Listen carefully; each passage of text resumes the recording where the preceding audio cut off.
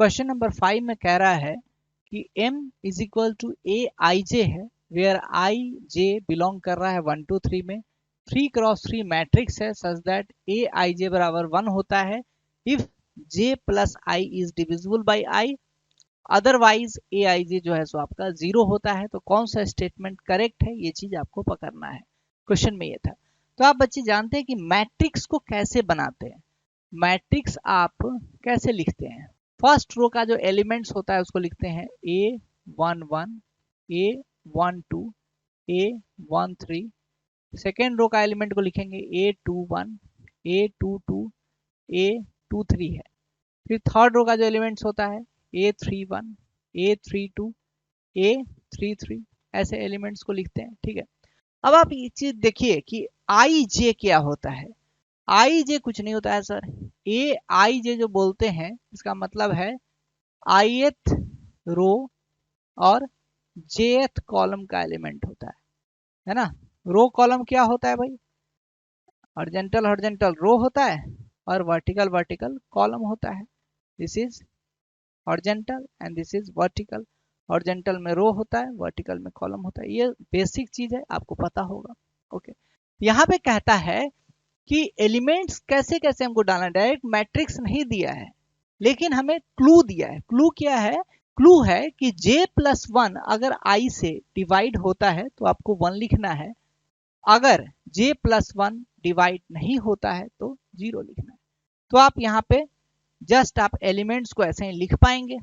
A11 क्या होगा, तो भाई 1 प्लस 1 क्या होता है, 2 होता है। 2 तो 1 से डिवाइड होगा ही। इवन आप ये भी डायरेक्टली देख सकते हैं कि फर्स्ट रो का जो एलिमेंट्स है वो तो 1 से सारे नंबर्स डिवाइड होते हैं, तो फर्स्ट रो क्या बन जाएगा इसका, 1 ही होगा। इसमें कहीं से कोई दिक्कत नहीं है। सेकेंड रो का एलिमेंट्स को आप पकड़ो, सेकेंड रो का एलिमेंट्स को पकड़ो। A21 है, A22 है, A23 है। तो 1 प्लस 1 2 होता है। 2 is divisible by 2, then it is equal to 1। 2 plus 1 3 होता है, 3 नॉट डिविजिबल बाई 2, तो ये 0 हो जाएगा। 3 प्लस 1 4 होता है, 4 इज डिविजिबल बाई 2, इसका मतलब हो गया ये भी 1 हो जाएगा। ठीक है, 1 प्लस 1 2 होता है, 2 3 से डिवाइड नहीं होता है तो 0 हो जाएगा। 2 प्लस 1 3 होता है और ये 3 से डिवाइड भी हो जाता है तो 1 हो जाएगा। 3 प्लस 1 4 होता है, 4 इज नॉट डिविजिबल बाई 3, तो ये 0 हो जाएगा। इट मीन्स हमारा मैट्रिक्स क्या आ गया, मैट्रिक्स जो आ गया हमारा M matrix, it is equal to 1 1 1 1 0 1 0 1 0। ध्यान से बस मैट्रिक्स को लिख लेना था, कुछ भी नहीं है क्वेश्चन में। मैट्रिक्स लिखने के बाद अब आप ऑप्शन को पढ़ना शुरू कीजिए। कहता है M is invertible. Invertible matrix क्या होता है भाई, जिसका डिटर्मिनांट M नॉन जीरो होता है ना। इसका आप डिटर्मिनांट बहुत आराम से आप निकाल सकते हैं। डिटर्मिनांट ऑफ M कितना हो जाएगा भाई, 1 टाइम्स हो जाएगा 0 माइनस 1 मतलब -1, प्लस 1 टाइम्स हो जाएगा क्या, 1 इंटू 0 0, 1 इंटू 0 0 हो जाएगा ये। ठीक है, प्लस 1 हो जाएगा कितना, 1 माइनस 0 1 हो जाएगा, मतलब ये हो जाएगा -1 प्लस 0 प्लस 1, इसका मतलब 0 हो गया। तो डिटर्मिनांट क्या है, 0 आ गया, तो इन्वर्टिबल तो नहीं होगा। इसका मतलब फर्स्ट वाला ऑप्शन जो है सो हमारा गलत ऑप्शन दिया हुआ है। फर्स्ट ऑप्शन क्या है, रॉन्ग ऑप्शन दे रखा था। ठीक है, एक और मैट्रिक्स के बारे में यहाँ पे पूछ रहा है, इसको भी चेक कर लो। मैट्रिक्स M माइनस 2M क्या इन्वर्टिबल है, I is the 3x3 identity matrix बोल रहा है। ठीक है, तो M माइनस 2I कितना हो जाएगा भाई, M की वैल्यू कितनी है, M की वैल्यू है 1 1 1 1 0 1 0 1 0, माइनस आप करेंगे कितना हो जाएगा 2 0 0 0 2 0 0 0 2। ओके, इसकी वैल्यू कितनी हो जाएगी, तो देखिए डायगोनल पर का जो एलिमेंट होगा वही चेंज होगा। 1 माइनस 2 कितना होगा, -1 हो जाएगा, ये तो 1 1 ही रहेगा।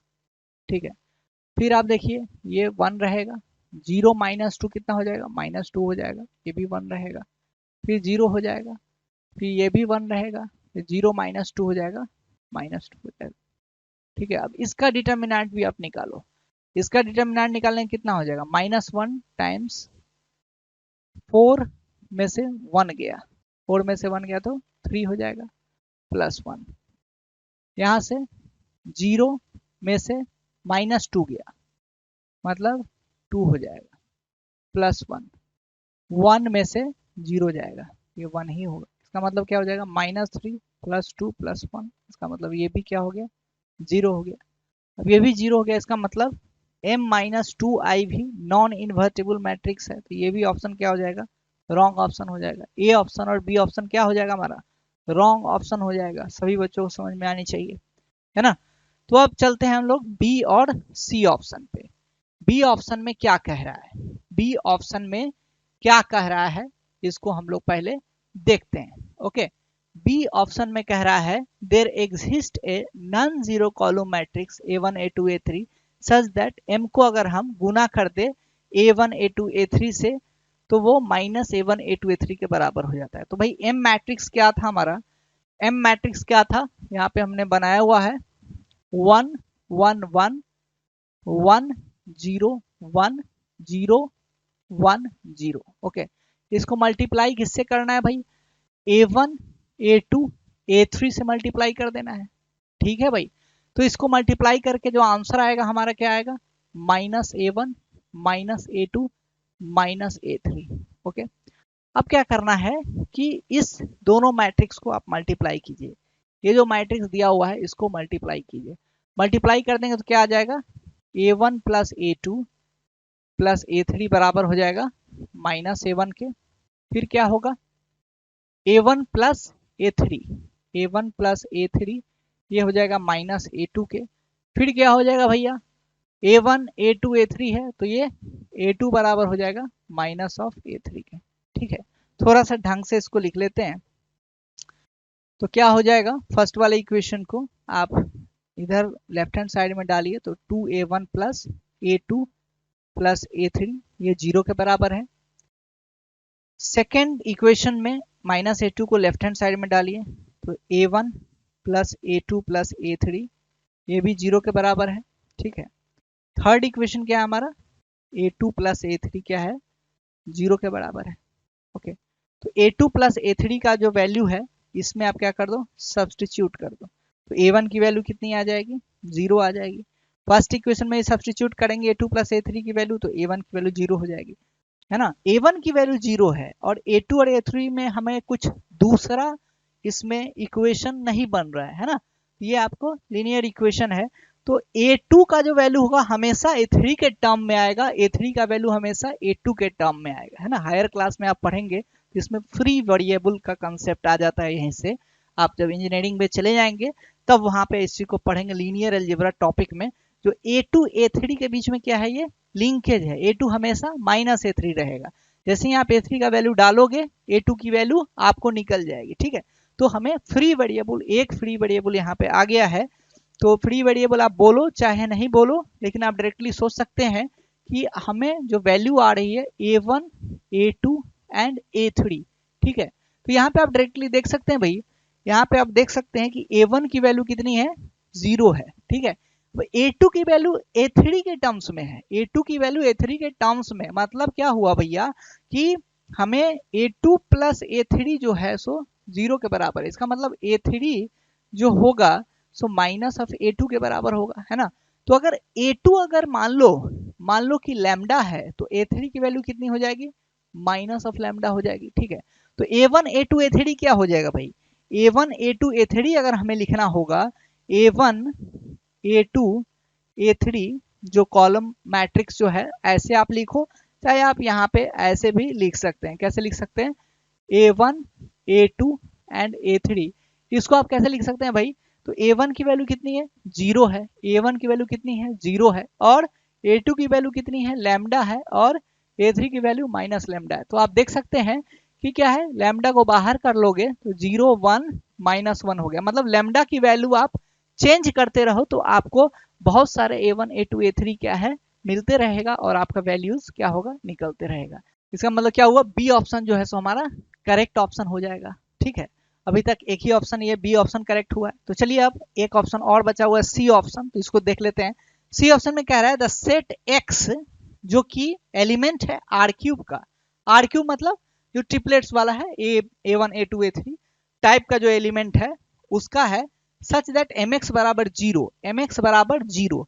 अब mx बराबर अगर जीरो करेंगे, mx बराबर अगर हम जीरो करते हैं, मतलब A1 A2 A3 के वैल्यू को अगर हम जीरो कर देंगे, इसका मतलब क्या हो जाएगा, A1 A2 A3 तीनों वैल्यू हमारा जीरो के बराबर ही आएगा। क्यों? क्योंकि अगर आप A3 का वैल्यू जीरो कर देते हैं, इधर से A2 की वैल्यू जीरो कर देते हैं, इधर से A1 की वैल्यू अगर आप जीरो कर देते हैं, इसका मतलब क्या होगा, A2 की value zero, A3 zero, A1 की वैल्यू जीरो, है ना। ये कहता है not equal to empty set, है ना, where zero belong to zero zero zero. ये सही बात है। क्यों नॉन एम्प्टी सेट होगा? क्योंकि हमें एक एलिमेंट तो मिल रहा है ना, zero comma zero comma zero, जो कि इस इक्वेशन को क्या है, सेटिस्फाई कर रहा है। तो ये ऑप्शन आपका करेक्ट ऑप्शन हो जाएगा। ओके, तो आपने इस क्वेश्चन में क्या ऑब्जर्व किया कि बहुत ही बेसिक चीज ही आपको मैट्रिसेस डिटर्मिनेंट के टॉपिक से भी क्वेश्चन आए हैं। सिर्फ आपको मैट्रिक्स निकाल देना है, ऑब्जर्व करना है कि इन्वर्टिबल है कि नहीं, दो मैट्रिक्स का मल्टीप्लिकेशन आपको आना चाहिए, कॉलम मैट्रिक्स क्या है, रो मैट्रिक्स क्या है, ये सारे चीज है। सो आपको, आपने देखा कि कितना आसान सा प्रॉब्लम जे एडवांस में आया है। अच्छे से प्रैक्टिस करोगे तो आपका भी सिलेक्शन होगा, आप भी बहुत अच्छे ढंग से सारे क्वेश्चंस को आप क्रैक कर पाएंगे और एग्जाम को फोड़ पाएंगे। ठीक है, अगर आप चाहते हैं कि 2024 का अच्छे से तैयारी करें, 2025 का अच्छे से तैयारी करें, तो हमारे कोर्सेज शुरू हो चुके हैं। मैथमेटिक्स के इंडिविजुअल कोर्सेज शुरू हो चुके हैं, फिजिक्स के इंडिविजुअल कोर्सेज शुरू हो चुके हैं, तो आप उनको ज्वाइन करें।